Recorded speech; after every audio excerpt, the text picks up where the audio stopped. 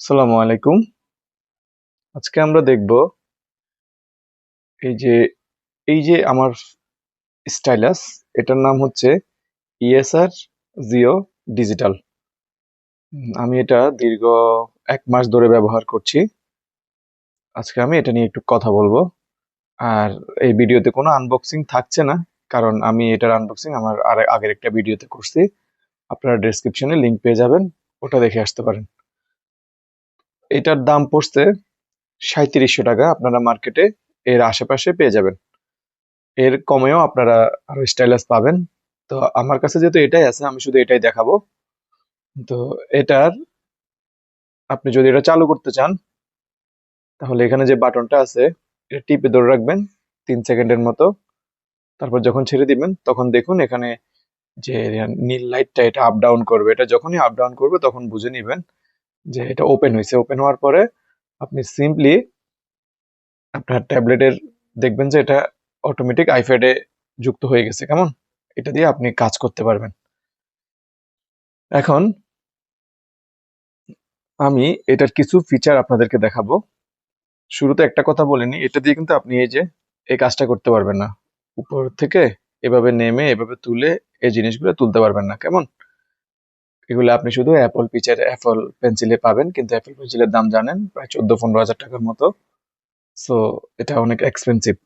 এখন 3500 টাকার একটা পেন্সিল থেকে আপনি যা আশা করেন এখানে সেটাই আছে। তো প্রথমে আমি এটার কানেকশনের ব্যাপারে বলে নিই। এটা কিন্তু অটোমেটিক কানেক্ট হয়ে যায়।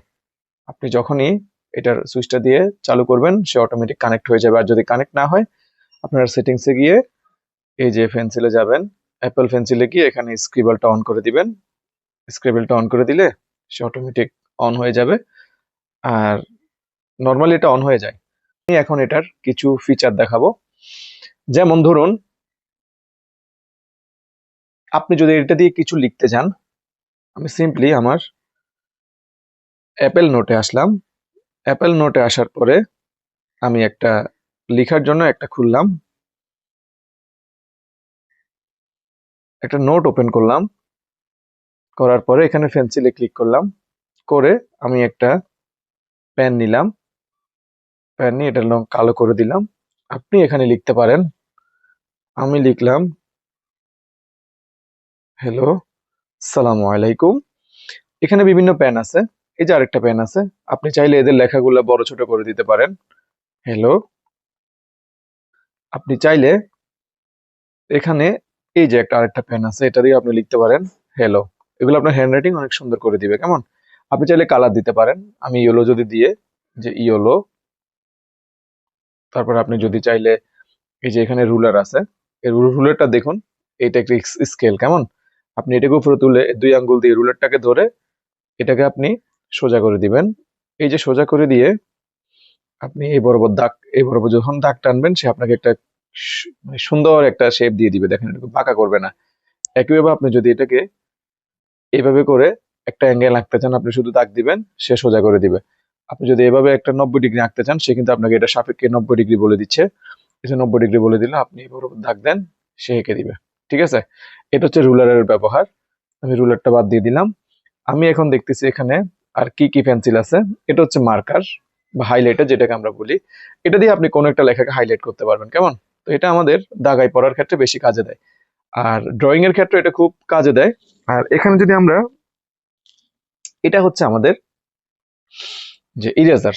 ইরেজার দিয়ে আপনি বড় ছোট করে, মানে আপনার ছোট জায়গা যদি মুছা দরকার হয় আপনি ছোট করে মুছতে পারবেন। আর যদি আপনার বড় জায়গা নিয়ে মুছতে চাচ্ছেন, তখন আপনি বড় সার্কেলটা ক্লিক করে এই বরাবর মুছে ফেলতে পারবেন। ঠিক আছে?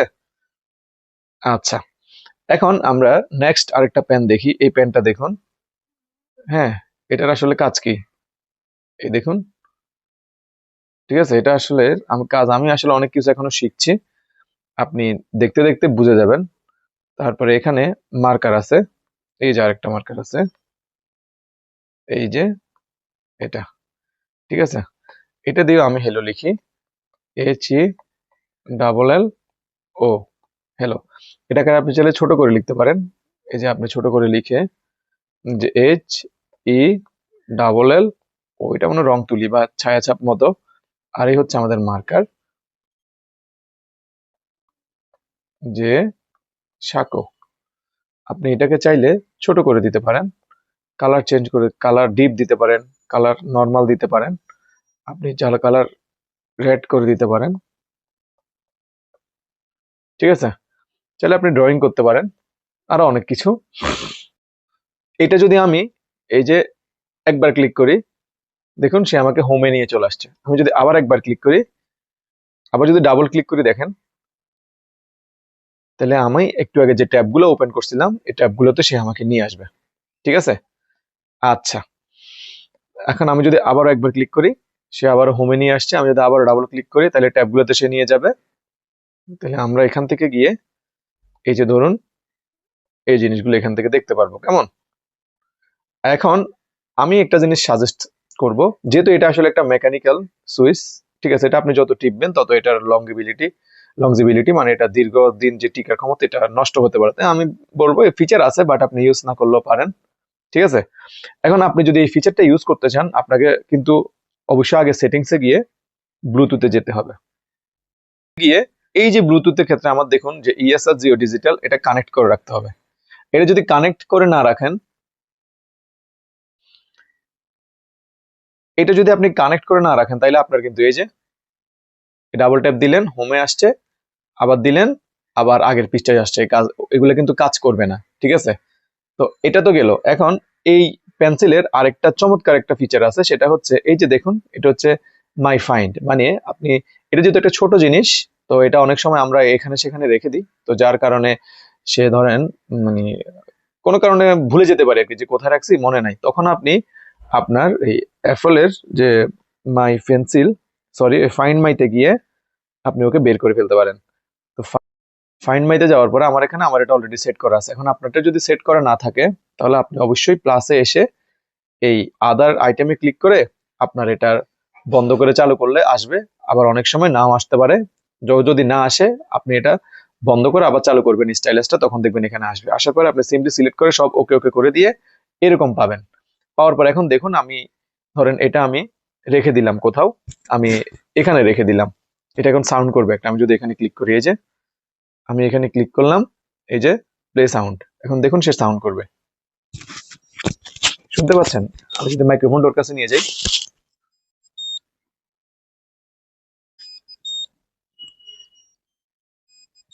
ঠিক আছে, শোনা গেছে, এটা এভাবে সাউন্ড করে। তো সাউন্ডটা খুব বেশি লাউড তা না, বাট চলে, এটা খুবই ইফেক্টিভ আসলে। বিশেষ লোকেশন এখানে শো করবে। আর এটা খুব বেশি দূরে যে কাজ করে তা না, এটা অল্প কিছুক্ষণ দূরে হয়তো কাজ করে, 2 মিটার 3 মিটার পর্যন্ত হয়তো কাজ করে, কিন্তু বেশি দূরে কিন্তু আপনাকে, আপনি যদি এক রুম থেকে আরেক রকম রুমে রেখে দেন এটা কিন্তু কাজ করার সম্ভাবনা কম, এটা কিন্তু খেয়াল রাখবেন। আমি এটা দিয়ে একটু একটা জিনিস লিখে দেখাই। এখানে তো আপনাদেরকে স্কেচ টাইপ কিছু একটা দিলাম। ঠিক আছে, আমি যদি আরেকটা পেজ ওপেন করি, দেখুন আমি কিছু একটা লিখবো এখানে। ধরেন আমি এই পেনটা নিলাম, পেনটা নিয়ে আমি কালো কলম দিয়ে লিখবো যে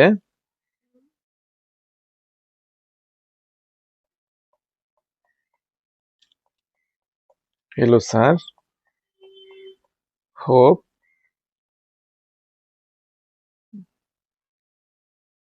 হোপ দিস মেসেজ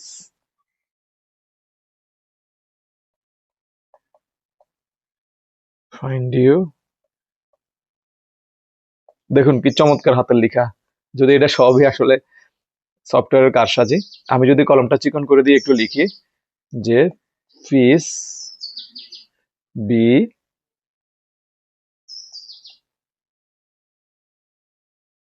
আপন ইউ, ঠিক আছে, আপনি যদি কালার চেঞ্জ করে লিখেন যে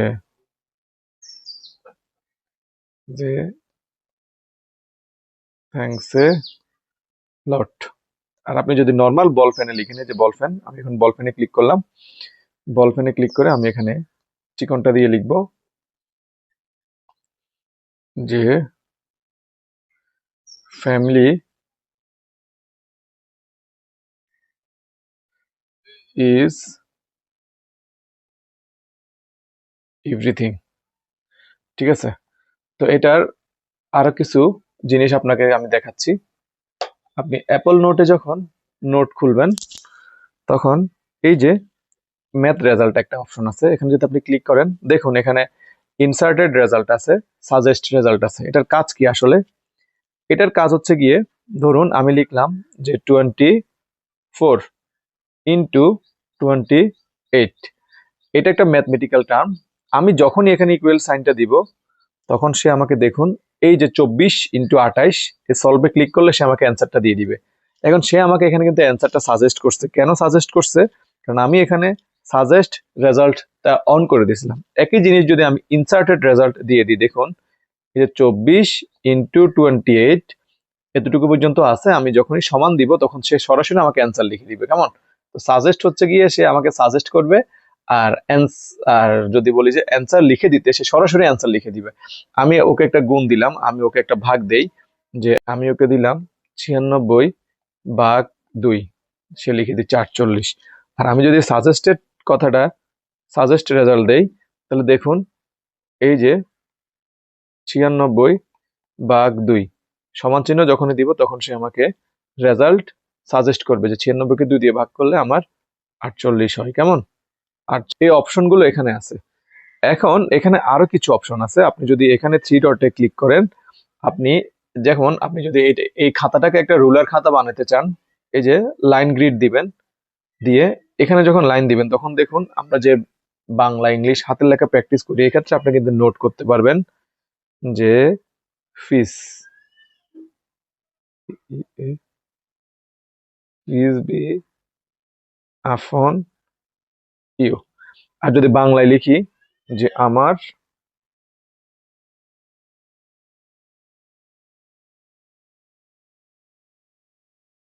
সোনার বাংলা। কেমন? আর এটাতে ফ্রেশার সেন্সিটিভিটি নাই। আচ্ছা, আমি এটা গ্রিডটা তুলে দিলাম। হ্যাঁ, এখন দেখুন একটা জিনিস, দেখুন এই যে ফ্রেশার সেন্সিটিভিটি কিন্তু এটাতে নাই। ঠিক আছে?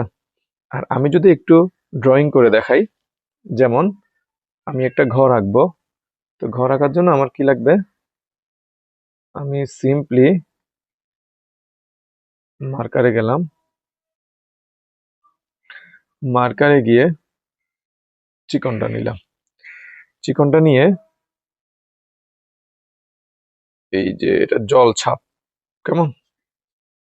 এই যে একটা দিলাম, আরেকটা দিলাম, দিয়ে এটাকে এমনি দিলাম 1 2 3 4।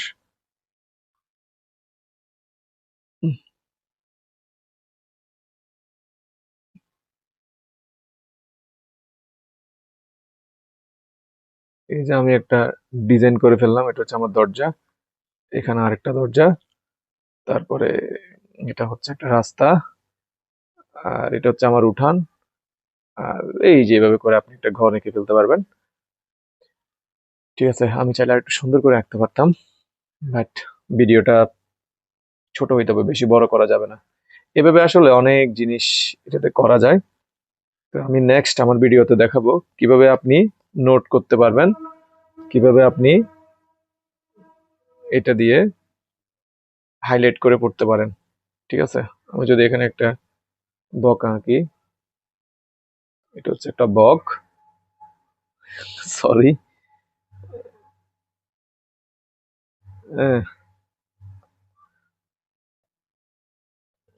কোন রকম এই আর কি। সরি, মানুষ আঁকা যাবে না, প্রাণী আঁকা যাবে না। প্রাণী আঁকলে ওগুলা গুনাহ।